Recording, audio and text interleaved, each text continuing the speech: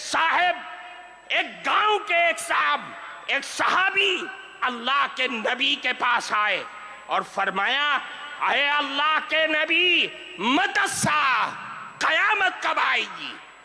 حدیث میں ہے کہ اللہ کے نبی نماز کے لیے جا رہے تھے، کوئی جواب نہیں دیا، نماز پڑھائی، سلام پھیرا اور پلٹ گئے، فرمایا من السائل، کون ہے سوال کرنے والا جو یہ سوال کر رہا تھا کہ قیامت کب آئے گی؟ صحابی کھڑے ہو گئے اور عرض کیا، اے اللہ کے نبی، میں نے سوال کیا تھا کہ قیامت کب آئے گی۔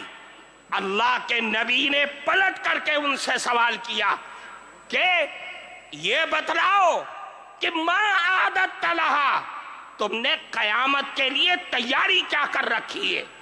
وہ صحابی تھے، صحابی کے جو دل میں ہوتا ہے وہی زبان پر ہوتا ہے۔ صحابی نے کہا، اے اللہ کے نبی، ما اعددت لہا لا کبیر صلاۃ ولا صوم الا انی احب اللہ ورسولہ۔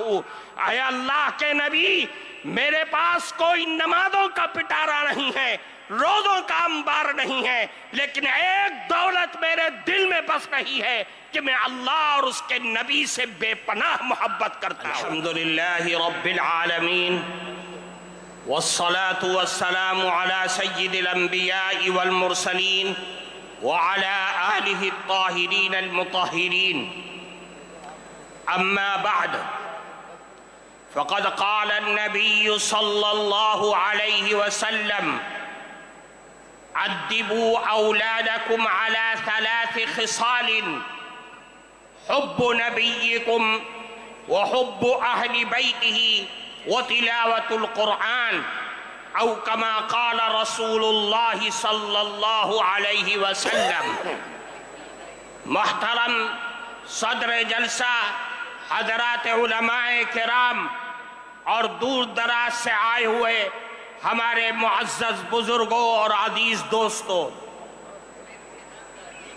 جمعیت علماء ہند کے تمام اغراض و مقاصد کو اگر کسی سانچے میں ڈھالا جا سکتا ہے تو 3 چیزیں نکل کر کے سامنے آتی ہیں جس پر جمعیت علماء کی یہ بلند و بالا عمارت قائم ہے: نظام تعلیم اور نظام تبلیغ اور اصلاح معاشرہ۔ اصلاح معاشرہ جمعیت علماء کے بنیادی کاموں میں سے ایک کام ہے۔ آج پورے ملک سے لوگ آئے ہوئے یہاں پر بیٹھے ہوئے ہیں، حضرت صدر محترم کے حکم سے جمعیت علماء ہند کی طرف سے اصلاح معاشرہ کا نظام چلایا جاتا ہے۔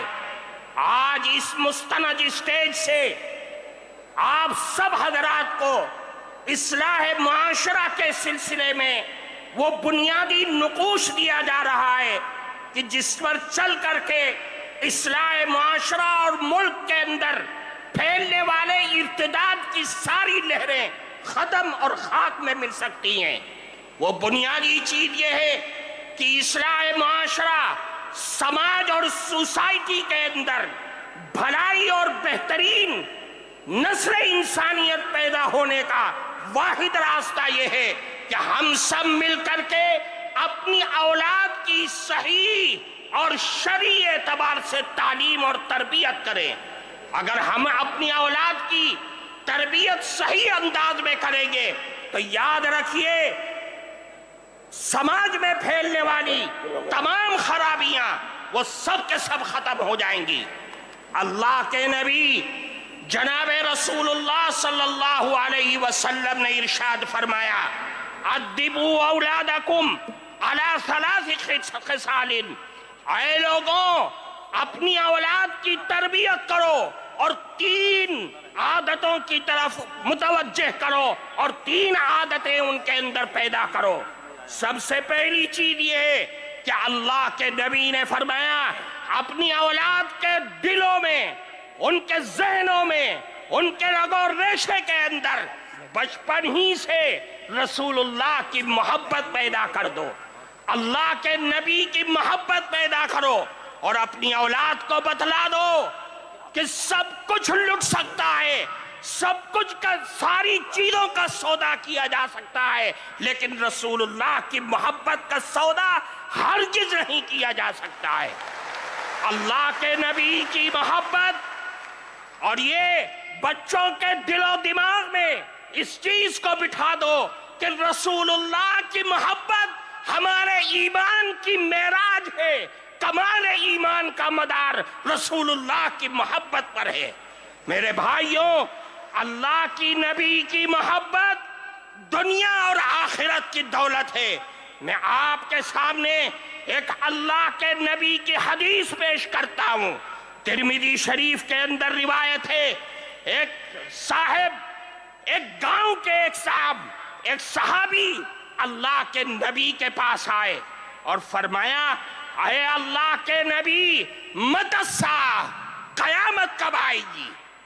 حدیث میں ہے کہ اللہ کے نبی نماز کے لیے جا رہے تھے، کوئی جواب نہیں دیا، نماز پڑھائی، سلام پھیرا اور پلٹ گئے۔ فرمایا، من السائل، کون ہے سوال کرنے والا جو یہ سوال کر رہا تھا کہ قیامت کب آئے گی؟ صحابی کھڑے ہو گئے اور عرض کیا، اللہ کے نبی، میں نے سوال کیا تھا کہ قیامت کب آئے گی۔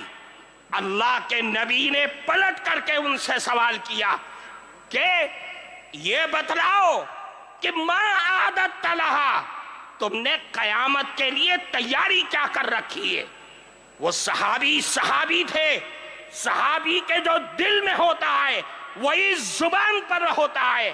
صحابی نے کہا، اے اللہ کے نبی، ما عادت لہا لا کبیر صلاۃ ولا صوم الا انی احب اللہ ورسولہ۔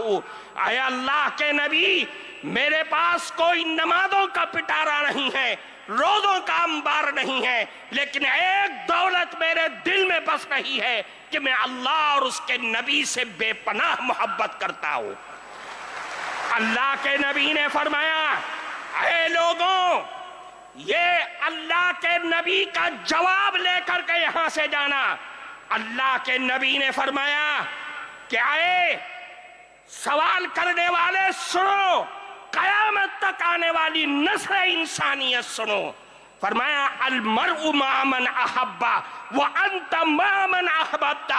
یاد رکھو، آج دنیا میں جو آدمی جس سے محبت اور دل کا لگاؤ پیدا کرے گا، قیامت کے دن بھی وہ اسی کے ساتھ اٹھے گا، اور تم نے جس سے محبت کا دعویٰ کیا ہے، قیامت کے دن بھی تم اسی کے ساتھ ہوگے۔ اس حدیث کے راوی حضرت انس رضی اللہ تعالیٰ عنہ فرماتے، صحابہ کرام اس جملے کو سن کر اتنا خوش ہوئے کہ میں نے اسلام کی زندگی میں کبھی بھی صحابہ کرام کو اتنا خوش ہوتے ہوئے نہیں دیکھا تھا۔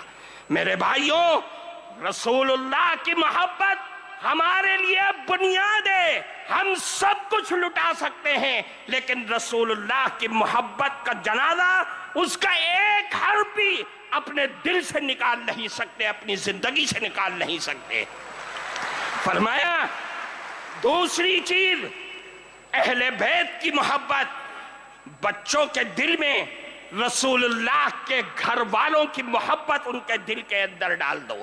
یہ پیدائش کے بعد سے جب بچہ ہوش سنبھالے کہ جس کے بارے میں اللہ کے نبی نے فرمایا، افتحوا، سب سے پہلا کلمہ فرمایا کہ لا الہ الا اللہ ان کی زبان سے کلواؤ، اور موت کے وقت لا الہ الا اللہ کی تلقین کرو۔ پھر فرمایا آخری چیز، وہ تلاوت القرآن الکریم، قرآن کریم کی تلاوت، قرآن کریم کے الفاظ سے محبت، قرآن کے حلال کو حلال اور قرآن کے حرام کو حرام اپنے بچوں کی زندگی کے اندر بھر دو کہ میرا قرآن، میرا اللہ مجھے یہ کہتا ہے، مجھے اس بات کی دعوت دیتا ہے۔ میرے بھائیوں، قرآن ہماری زندگی کا دستور ہے، قرآن ہمارا آئین ہے، आईन शरीयत है, कुरान को लाजिम पकड़ना होगा। ये जमीयत उलमा के स्टेज से आपको दावत दी जा रही है। अल्लाह के नबी ने फरमाया, अला इन्नहा सतकूनु फितना, ऐ लोगों आगाह हो जाओ, फितने आएंगे, आजमाइशें आएंगी, बलाएं आएंगी, दुनिया की भी आएंगी और आसमानी भी आएंगी। सहाबा के कलेजे हिल गए। फरमाया, अल्लाह के नबी, मल मखरजु मिन्हा या रसूल अल्लाह, उन फितनों से निकलने का रास्ता क्या होगा? अल्लाह के नबी ने फरमाया कि कुरान है, कुरान है। क्यों? फीही नबउ मन काना क़ब्लकुम व खबरु मा बादकुम व हुक्मु मा बैनकुम। ये कुरान है जिसमें तुम्हारे पिछले लोगों के हालात की भी इत्तला है, तुम्हारे बाद में आने वाले लोगों की भी खबर है, और तुम्हारे झगड़ों का फैसला भी इसी कुरान में मौजूद है।